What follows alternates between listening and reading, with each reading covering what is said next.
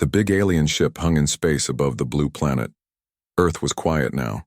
No cities lit up the night side. No ships flew in its skies.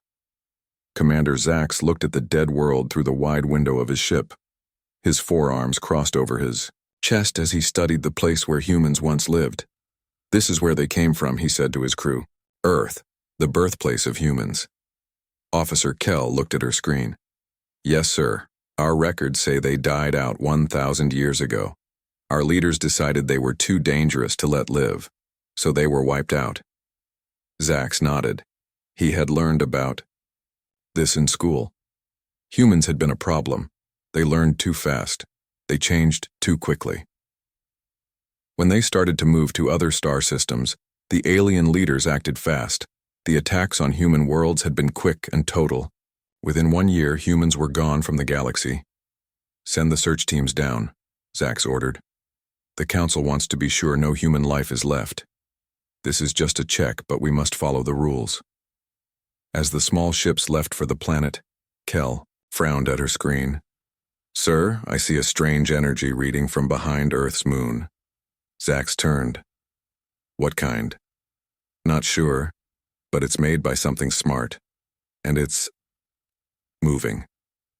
Before Zax could say more, alarms rang through the ship. A new ship, smooth, bright, and clearly high-tech, came out from behind the moon.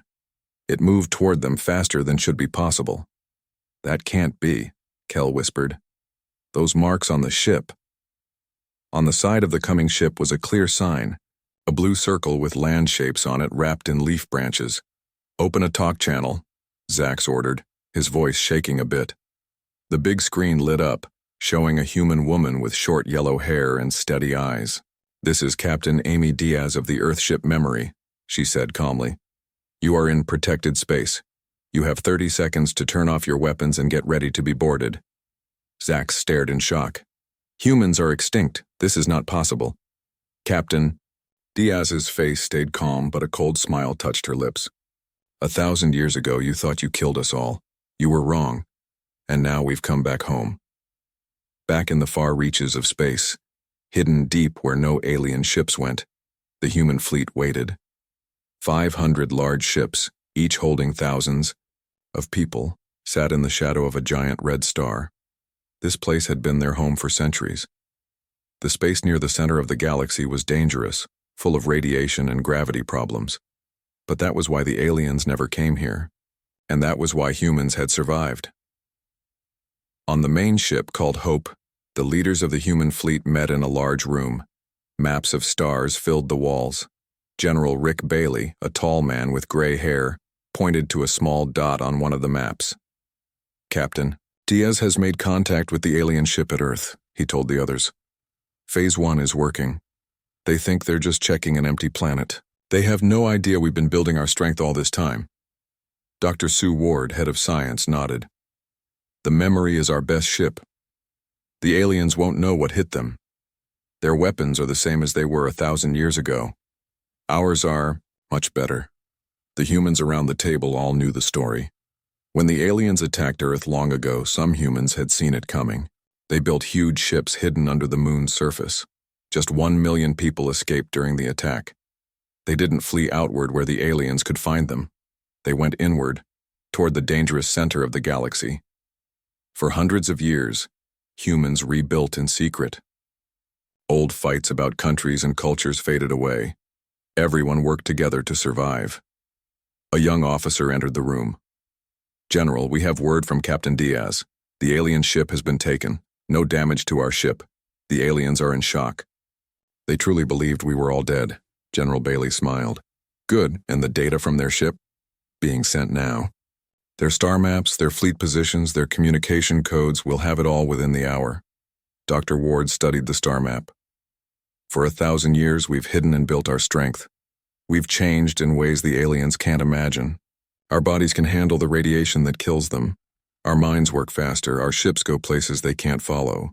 And now we strike back," said another leader, Commander Joe Green.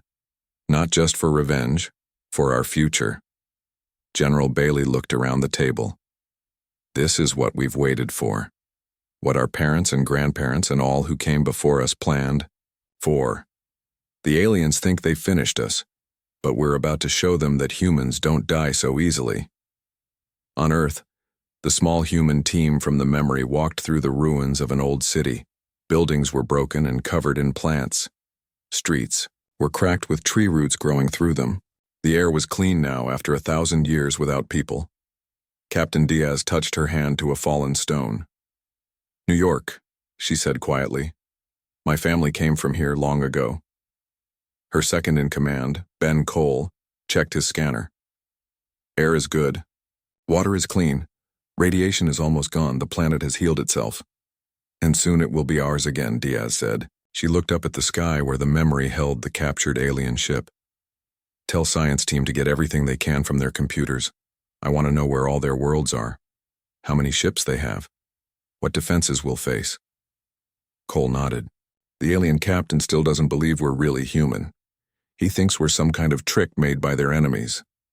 Diaz smiled. "Let him think that for now. Soon enough all his people will know the truth. Humanity isn't extinct, we're back. And we're not the same humans they tried to kill 1,000 years ago."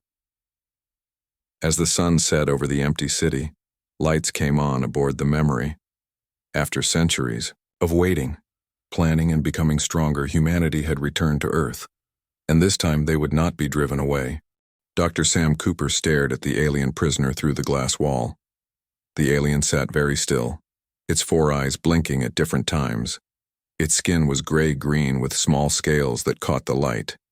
This was Commander Zax, captain of the alien ship they had taken. "He still thinks we're fake," Sam said to the woman next to him. "He tells his guards we must be clones or robots made to look like humans." General Linda Hayes nodded. At 60 years old, she was one of the firstborn, born on the Great Escape, ships that had carried humans away from Earth. She had never set foot on a real planet until today. "Let him think what he wants," she said. "The truth would scare him too much." The truth had become almost like a legend, even to humans. How some nations had seen the alien ships coming years before the attack. How they worked in secret to build huge ships hidden under the moon. How barely 1 million people got away during the attack. They didn't run outward where aliens could find them. They went toward the center of the galaxy, where dangerous radiation and gravity made a natural wall that aliens rarely crossed. For hundreds of years, humans rebuilt in secret. They made hidden homes among the dense stars of the galaxy's center. Old fights about countries and skin color and religions melted away. Everyone worked together because they had to. "Director Kelly wants to see both of you," said a voice from the door. Officer Greg Miller stood straight, wearing the dark blue uniform of the Fleet Intelligence Team. General Hayes nodded, and they followed him through the halls of the ship called Memory.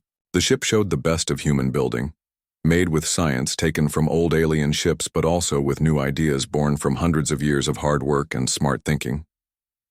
They walked into the bridge where Director Paul Kelly stood looking at a big 3D map of the galaxy. Red dots showed known alien worlds, while a small blue area near the center showed the hidden human worlds. "The prisoner has confirmed what we thought," Kelly said right away. "The aliens truly believe they killed all humans.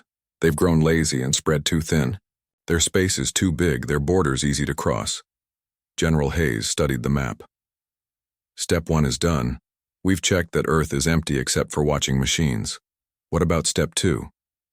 Kelly moved his hand over the display, making 12 spots light up along the alien borders. "Our hidden ships are in place. All 12 talk and military centers can be shut down at the same time. Once their talking is broken, Step 3 begins." Dr. Cooper ran a hand through his gray hair. "Have we thought about just talking to them? They think they killed us. Finding us alive might shock them into listening." "We thought about that and said no," Kelly replied flatly. "We found too many alien history files from their ship. They don't talk with species they think are dangers. They kill them.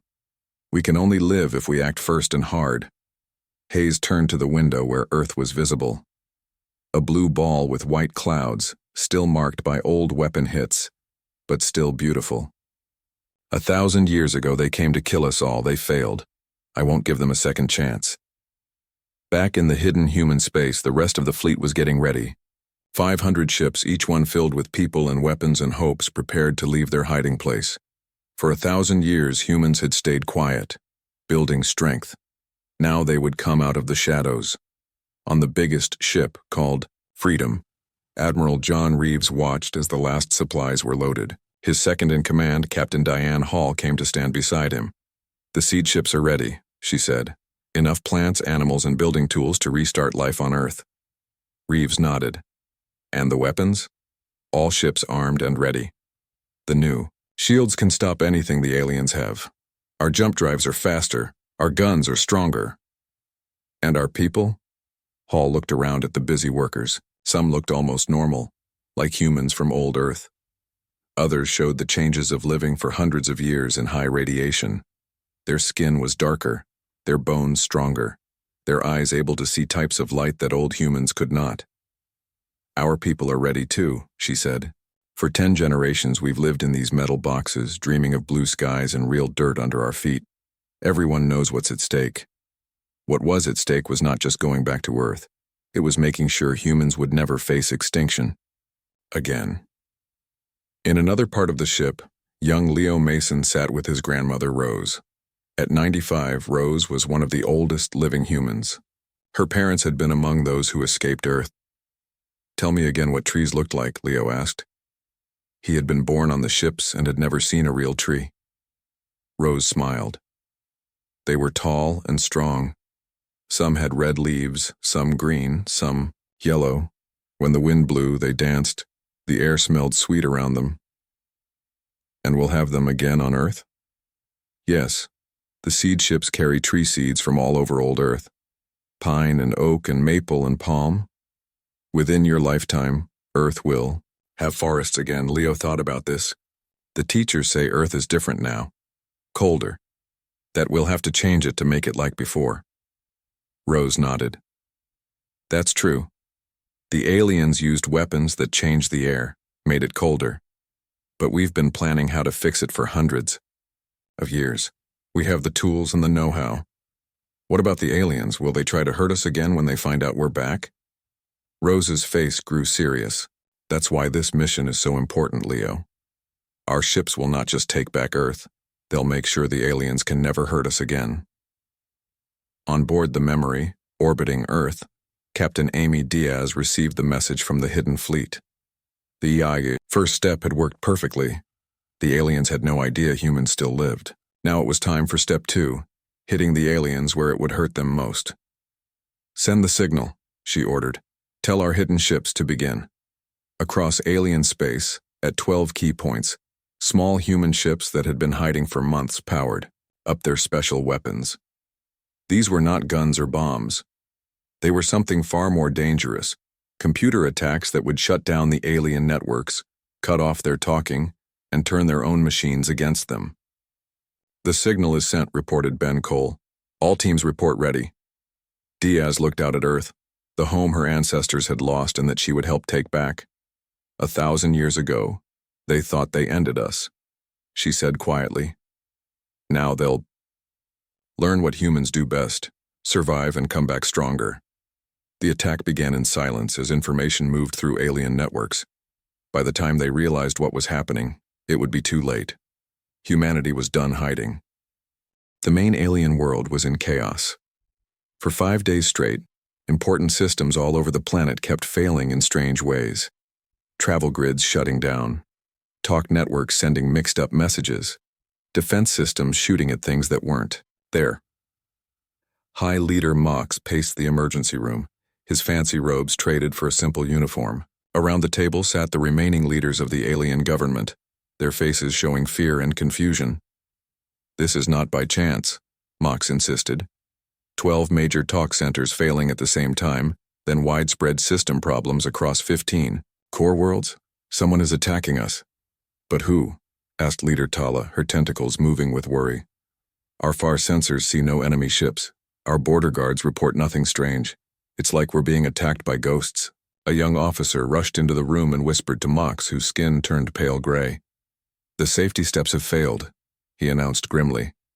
"Whatever is breaking our systems has reached our main military network. Our own defense platforms are firing on our ships." In a dark control room deep within the hidden human colony of New Hope, Liz Wilson watched the wave of failures spreading through the alien systems. Her fingers moved quickly across the controls as she guided the most advanced computer attack ever made. Step 2 is at 85% done, she reported, pushing a lock of brown hair from her face. Their attempts to stop the damage are following exactly the patterns we thought they would. Each safety measure they try is actually making the spread faster. Beside her, Jake Davis nodded with satisfaction. As the creator of the Phoenix Plan, he had spent 15 years designing this moment. They're still thinking in terms of normal attacks, viruses, bugs, logic traps. They can't understand what we've actually sent. What humans had released was something much more advanced, a special computer system that didn't need to spread through normal channels. It existed in many places at once, using the aliens' own communication network as its path. Each attempt to stop it only created more copies. We control about 60% of their defense systems, Liz reported. Their ships are firing on each other in 7 different areas. Jake studied the readouts. Any sign they've found the source? None. As far as they can tell, the commands are coming from inside their own secure buildings. They're starting to suspect each other. He allowed himself a small smile. Perfect. Keep current operations going. In 24 hours, we'll begin. Step 3. Letting some communications work again. You want to let them talk to each other again? Liz asked, surprised. Only enough to spread confusion and blame, Jake explained. We'll let certain groups talk just enough to suspect other groups. The alien government isn't all one piece. There have always been power struggles inside. We're going to make them worse. Liz looked thoughtful. Turning them against each other. That's very human of us. They tried to kill us all because they feared how unpredictable we are, Jake replied. They weren't wrong to be afraid. In another part of the human fleet, the warships were getting ready. Unlike the seed ships that carried plants and animals to restart life on Earth, these ships carried weapons. Their job would be to strike at key alien military bases once the computer attack had done its work. On the bridge of the warship Justice, Captain Frank Miller watched as his crew ran final checks on the ship's systems. His weapons officer, Susan Gray, approached with a report. All weapon systems green, she said. Shields at full power. The new stealth system is working perfectly. The aliens won't see us until we're right on top of them. Frank nodded. Good. What's the status of the targets? Susan brought up a map on the main screen. The alien home fleet is in complete disarray. Their ships are either fighting each other or shut down completely. Their space stations are blind. The path to their homeworld is wide open. Frank studied the map. In all his years of training, he had never expected the first strike to go this well. The alien empire that had ruled space for thousands of years was falling apart in just days. And our other fleets? All in position. The North Fleet is ready to secure Earth and the solar system. The East Fleet will hit their main shipyards. We'll take their homeworld and command centers. Frank looked at the faces of his crew. Like all humans born in the hidden colonies, they showed signs of change. Their skin was darker to protect against radiation. Their bones were denser. Their eyes could see types of light that old humans could not.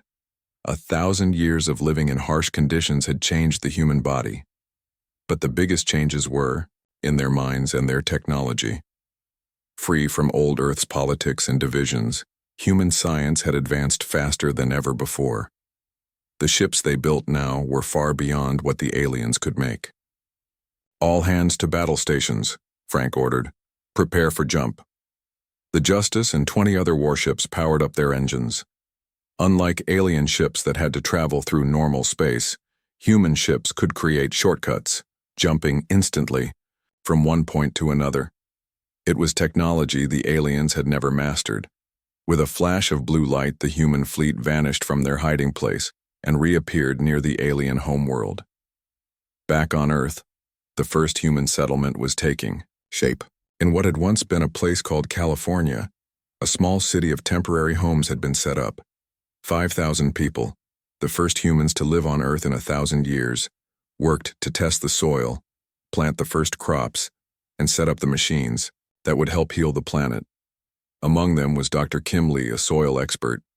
She knelt in the dirt, testing a sample with her portable lab. The results made her smile. "The radiation is almost gone," she told her assistant, Carlos Vega. "The microbes we released last week are working faster than expected. This soil can support food crops within a month." Carlos looked up at the sky. It was blue, but a paler blue than in the old pictures. The air was thinner here than it had been before the alien attack. "Will we ever make it like the old Earth?" Kim followed his gaze. "Not exactly the same, but good enough. The terraforming ships are already seeding the upper air with particles to trap more heat. The oceans are being seeded with algae to produce more oxygen. In 10 years, this will feel like home. And the aliens won't try to stop us?" Kim's face grew serious. "That's why only half our people are here planting and building. The other half are making sure the aliens never threaten us again." High above, in orbit around Earth, Captain Amy Diaz received reports from the attack fleets. The alien homeworld was surrounded. Their main fleets were in chaos. Their leaders were being captured. "The Phoenix plan worked even better than we hoped," her communications officer reported. "The aliens are surrendering all across their space." Amy nodded, but her face remained serious. "Send word to all fleets, accept surrenders but keep alert, and remind all commanders of the Prime Directive." The Prime Directive had been created by the first generation of survivors and taught to every generation since. Humanity would return. Humanity would reclaim its place among the stars, but humanity would not become what it fought against. There would be no revenge killings, no genocide, no cruelty for cruelty's sake. The aliens would be contained, not destroyed. "1,000 years ago they tried to wipe us out," Amy said quietly. "Today we could do the same to them. But we won't. That's the difference between us. That's why we're stronger now than we ever were before."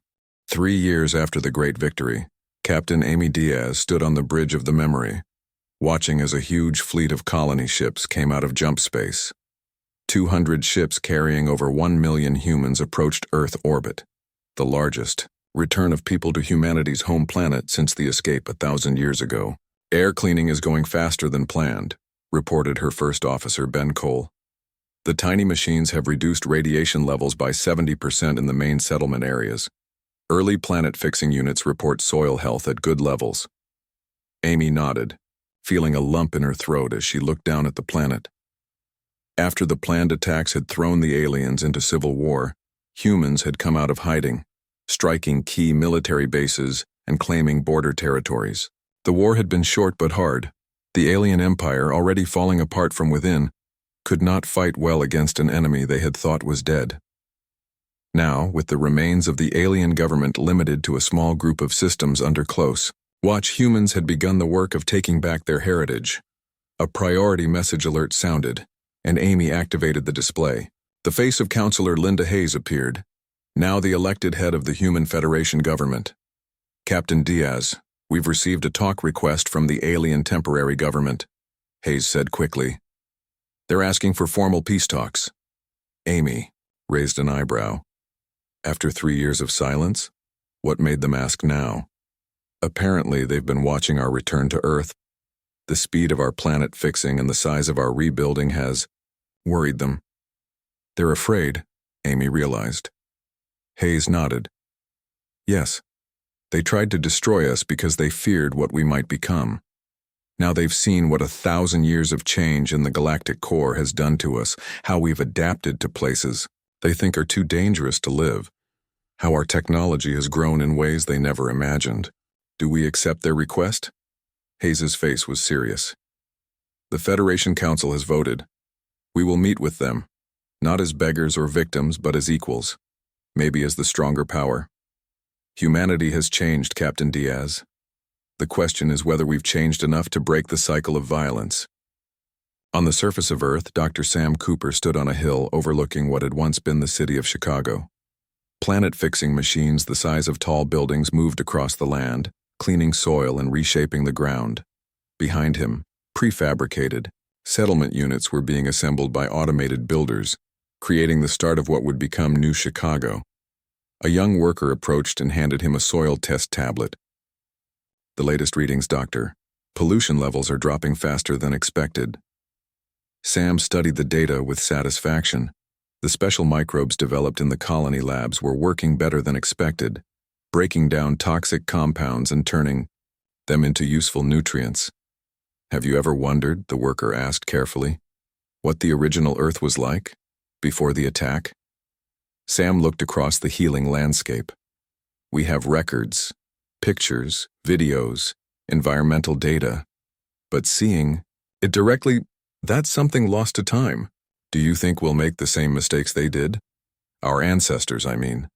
It was a big question and one that had been discussed by human thinkers throughout their exile. The great escape ships had carried not just human genes and technology, but culture, art, books, history.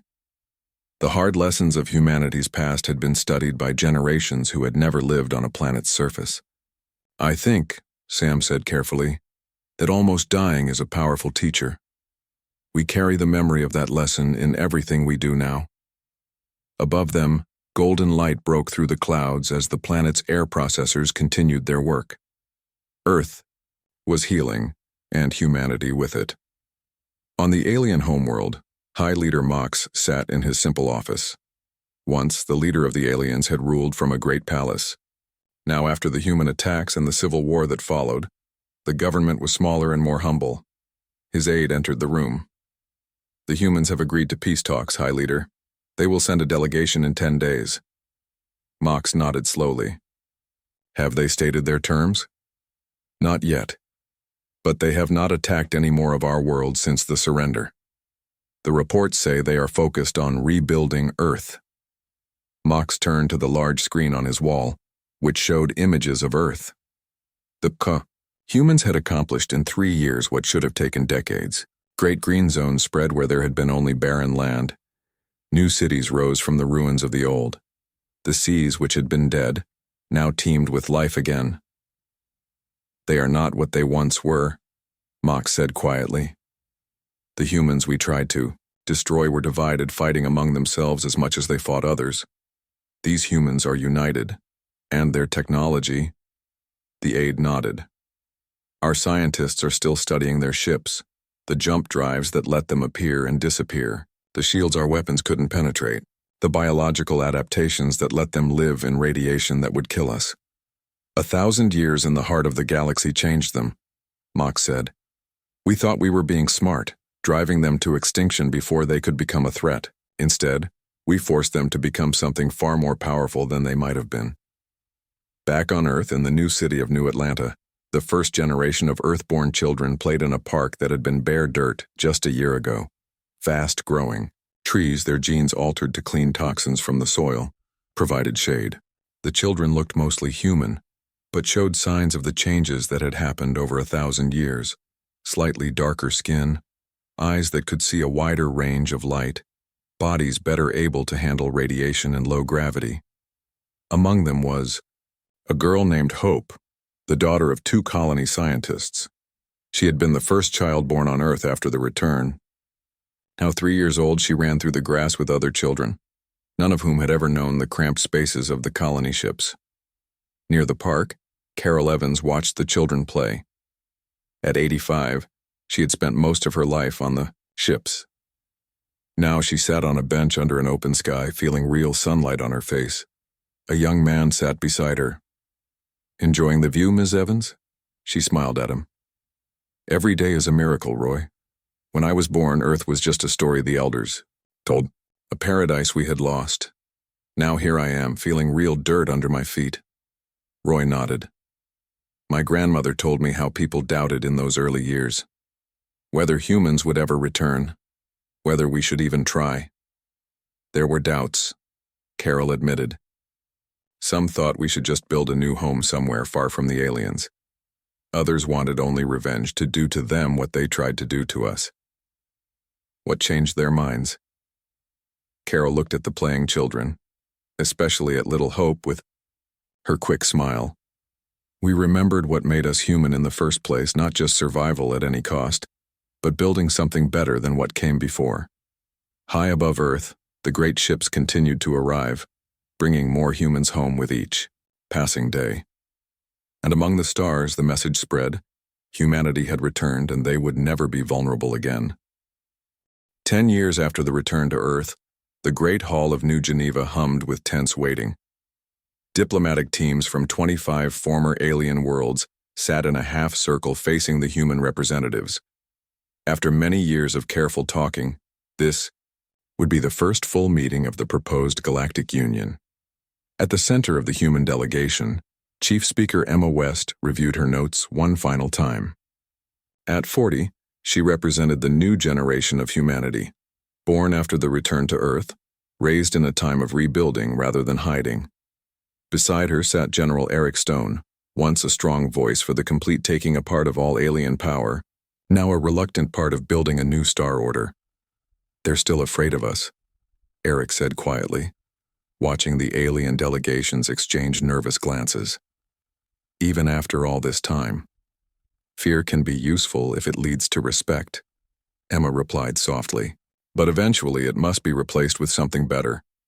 The room quieted as High Speaker Xanthi of the reformed alien worlds rose to speak.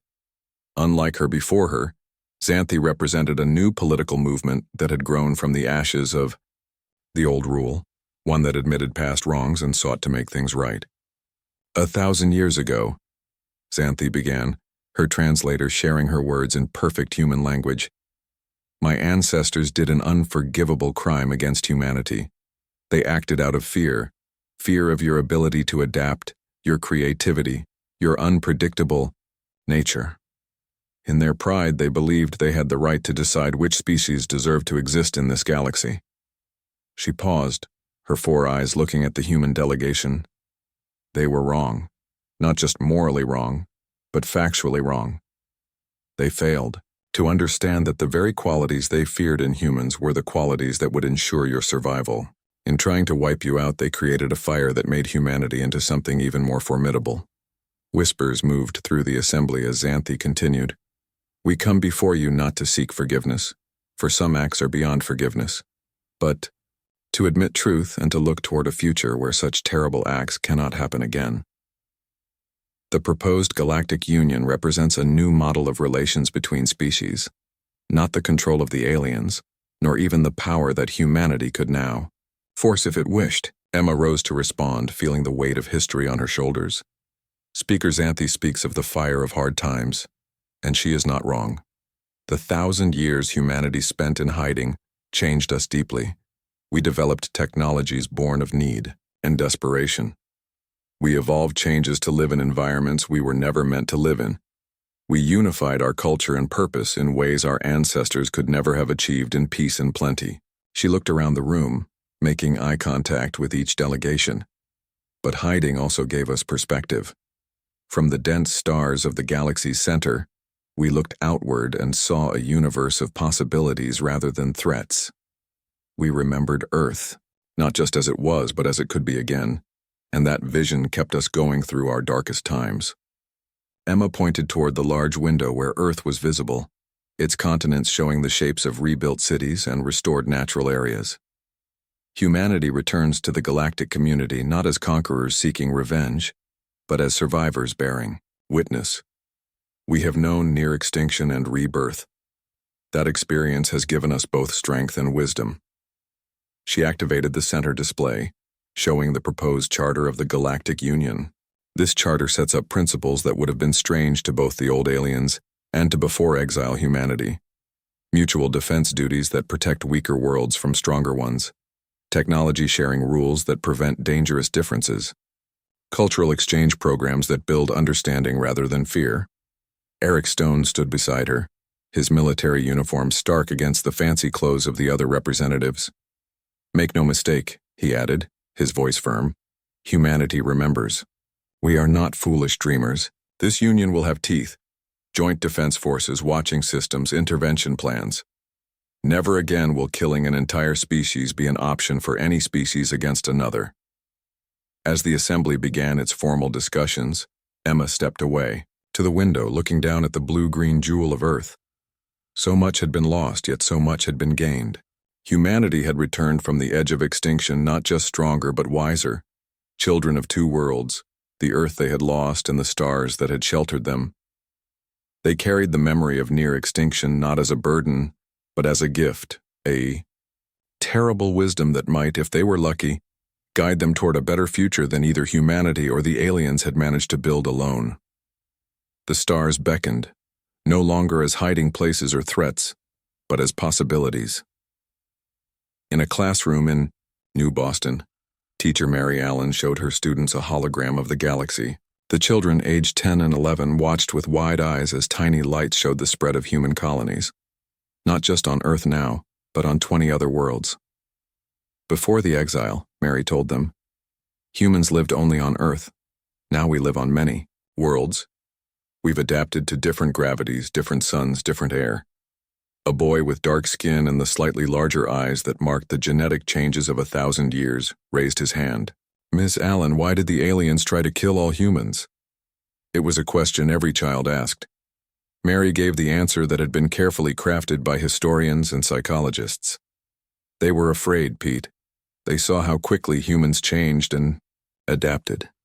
They saw how we solved problems in ways they never thought of. Rather than try to understand us, they decided it was safer to get rid of us. A girl with blonde hair frowned. But that was wrong. You shouldn't kill someone just because they're different. That's right, Lily. And that's the biggest lesson we learned. Difference isn't something to fear, it's something to value. The galactic union we're building now makes room for all kinds of life, all kinds of thinking. After class, Mary walked to the window and looked out at the rebuilt city. New Boston was not the same as the old Boston. The coastline had changed. The buildings were of different materials. The trees were new species bred to clean the soil faster. But it was home. Her phone beeped, and she saw a message from her brother, Carl, who commanded a science ship exploring the far reaches of the galaxy. Found something amazing, the message read. New species pre-spaceflight. Sending data now. Mary smiled. 1,000 years ago, humans might have seen a new species as a threat or a resource to use. Now, thanks to their near extinction and rebirth, they understood the true value of diversity. In orbit above Earth, the great stations that had once been warships now served as trading hubs and research centers. Ships came and went. Human ships with their distinctive jump drives, alien ships with their slower but more efficient engines, and new hybrid designs that took the best of both. A small ship docked at one of the stations.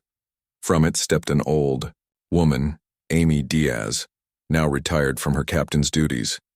She had come to see the final piece of the memorial being installed. The memorial floated in space, near where the moon had once hidden the great escape ships. It was simple, a sphere of polished stone with 1 billion tiny lights inside, one for each human who had died in the attack. Around it, a ring of metal salvaged from the escape ships represented the 1,000,000 who had fled. And now, being added by workers in spacesuits, a third element, a bridge of crystal stretching from the ring back to the sphere, symbolizing humanity's return. Amy watched the workers with tears in her eyes. 1,000 years of exile, and now the circle was complete. Humanity had not just survived, they had come back stronger, smarter, and wiser than before. The aliens had tried to end them, but in doing so had only forced them to become something greater than they had ever been. The stars were waiting, and this time, humanity was ready for them.